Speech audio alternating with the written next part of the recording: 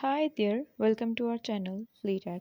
In this video, we'll talk about how to transfer crypto from Kraken to Coinbase Pro.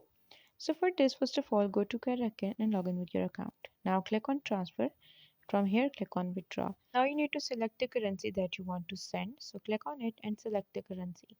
I will go with Tether USA here, and now you need to select a network. Click on network and use Ethereum. Scroll down and here you need to add Tether USA wallet address. So click on it, and as you click, now here you need to enter the address description.